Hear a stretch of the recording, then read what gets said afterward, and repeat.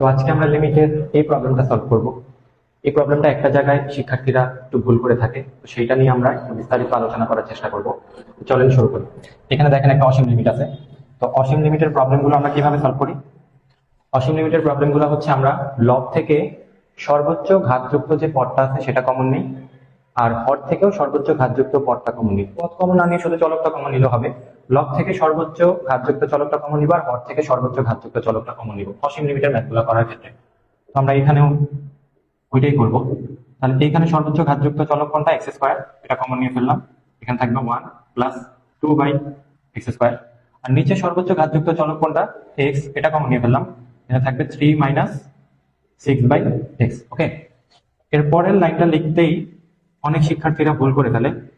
তারা কি করে, এখানে স্কোয়ার আছে আর স্কোয়ার রুট আছে, স্কোয়ার আর স্কোয়ার রুট ক্যান্সেল হয়ে যাবে, তারা হচ্ছে এটা সরাসরি এক্স লিখে ফেলে, আর বাকিটা যা আছে তাই। ওইখানে কোনো সমস্যা নেই, বাকিটা যা আছে সেটা তাই থাকলো। এই যে এই জায়গাটাই আমাদের একটু ভুল হয়েছে, এই যে এটা যে আমরা সরাসরি এক্স লিখে দিলাম, এই জায়গাটাতেই আমাদের একটা ভুল জিনিস হচ্ছে। তো এটা নিয়ে আমাদের একটু আগে আলোচনা করা লাগবে। √(x²), square root of x², এটা এক্স, এটা সত্য না। কারণ আমাদের কোনো কিছুর স্কোয়ার রুট এটা সবসময় আমাদের হচ্ছে পজিটিভ অ্যান্সার দেবে। আমরা যদি 4 এর স্কোয়ার রুট করি তাহলে এটা হচ্ছে 2 আসবে। 4 এর যদি আমরা স্কোয়ার রুট করি এটা কখনোই +-2 এটা আসে না। স্কোয়ার রুট সবসময় হচ্ছে আমাদের একটা পজিটিভ অ্যান্সার দেবে। এখন আমাদের যদি এরকম কিছু থাকে, ধরেন এই যে এরকম কিছু একটা আছে, তো এইটার স্কোয়ার রুট আমরা কিভাবে বের করবো? আমরা কি স্কোয়ার আর রুটটা ক্যান্সেল করে দিব? না, এটা যদি আপনি -2 লেখেন তাহলে তো আমাদের আগের কথাটা ভুল হয়ে গেল, যে স্কোয়ার রুট আমাদের সবসময় হচ্ছে পজিটিভ অ্যান্সার দেওয়ার কথা, এটা তো পজিটিভ অ্যান্সার আসলো না। তো এই জায়গাটাই আসলে আমরা ভুলটা করি। এই জায়গায় আসলে আমাদের -2 না লিখে আমাদের মডুলাস অফ -2 লিখতে হবে। ঠিক আছে, তাহলে হচ্ছে এটা পজিটিভ আসবে। মোট কথা হচ্ছে স্কোয়ার রুট, বাস্তব সংখ্যার স্কোয়ার রুট সবসময় হচ্ছে পজিটিভই আসবে আমাদের। ওকে, তাহলে এইটা আমরা এইভাবে না লিখে এই জিনিসটা আমরা এইভাবে লিখবো এরপর থেকে। x², যেহেতু আমরা x এর মান জানি না, x পজিটিভও হতে পারে x নেগেটিভও হতে পারে, x² এর রুট ওভার এটা আমরা লিখবো হচ্ছে মডুলাস অফ x। এখন x যদি পজিটিভ হয় তাহলে মডুলাস অফ x এমনিতেই পজিটিভ, আর যদি x নেগেটিভ হয় তাহলেও সেটা মডুলাসের কারণে সেটা পজিটিভ হয়ে যাবে। তাহলে আমাদের এটা এইভাবে লিখতে হবে। ওকে, তাহলে এই জায়গাটা আমরা মডুলাস দিয়ে কারেক্ট করে নিলাম। এখন এখন মডুলাসের আবার একটা সংজ্ঞা ছিল, মডুলাস অফ x এর আবার একটা সংজ্ঞা ছিল, এইটা আমাদের একটু ঠিকঠাক মতো খেয়াল করতে হবে।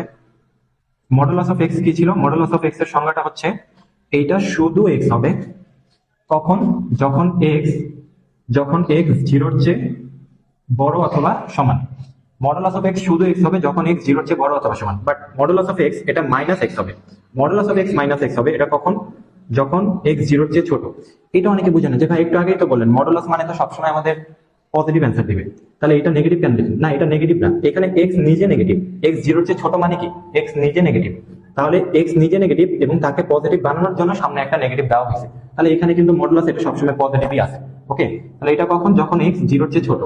তাহলে মডুলাস অফ x আমাদের এইখানে দেখেন, এইখানে লিমিটটা নেগেটিভ লিমিট না, -∞। তাহলে আমাদের মডুলাস অফ x এটা কত হবে? এটা হবে -x। এই যে এই জায়গাটাই আপনারা কিন্তু সরাসরি স্কোয়ার আর রুট কেটে শুধু x লেখেন, মাইনাসটা কিন্তু আপনারা এখানে অনেকেই দেন না, তো এটা কিন্তু এই ক্ষেত্রে ভুল হবে। এটা যদি পজিটিভ লিমিট হইতো ওই ক্ষেত্রে আপনি এটা শুধু x লিখলে ওকে, বাট এটা কিন্তু নেগেটিভ লিমিট, এটা কিন্তু আপনার অবশ্যই খেয়াল রাখতে হবে। ঠিক আছে, এখন বাকি ম্যাথটা সহজ, বাকি ম্যাথটা আপনারা আগের যেভাবে করতেন ওইভাবেই। তো চলেন আমরা এটা শেষ করি। ওকে, এরপর কি করব? এরপর হচ্ছে এই x আর এই x আমরা ক্যান্সেল করে দিতে পারি।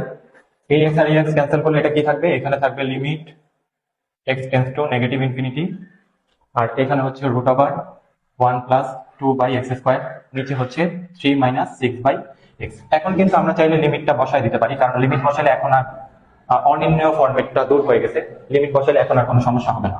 তাহলে আচ্ছা, এখানে একটা মাইনাস ছিল, সেটা কিন্তু আমরা মিস করে ফেলছি, যেটার জন্য আমরা ব্যাখ্যা করলাম। মাইনাসটা কিন্তু এখানে থাকবে, তাহলে যে এখানে মাইনাস আছে এটা 1 + 2/(-∞) তার স্কোয়ার, আবার এখানে 6/(-∞). ওকে, -∞। তাহলে এখন আপনারা জানেন যে সামথিং বাই মানে উপরে যদি কিছু থাকে আর নিচে যদি ইনফিনিটি থাকে, পজিটিভ অথবা নেগেটিভ, এটা -∞ থাকলেও সমস্যা নেই, উপরে কিছু আছে উপরে কিছু একটা সংখ্যা আছে আর নিচে ইনফিনিটি আছে, তাহলে এটা হচ্ছে টেন্স টু জিরো হয়, এটাও টেন্স টু জিরো হবে। তাহলে আমাদের এখানে minus root over one plus এই যে সামথিং বাই ইনফিনিটি এটা জিরো হবে, আবার এইখানেও সামথিং বাই ইনফিনিটি এটাও জিরো হবে। তাহলে আমাদের অ্যান্সার কি দাঁড়ালো? মাইনাস আছে, এটা হবে ওয়ান আর এটা হবে থ্রি। তাহলে এটাই অ্যান্সার। আশা করি প্রবলেমটা বুঝতে পারছেন। এখানের মেইন আলোচনাটা শুধু এই জায়গাটাই ছিল, এই জায়গাটায় যদি আপনারা ঠিক মতো করতে পারেন বাকি মেথড আশা করি আপনাদের ভুল হবে। সেই পর্যন্তই। আসসালামু আলাইকুম রহমতুল্লাহ।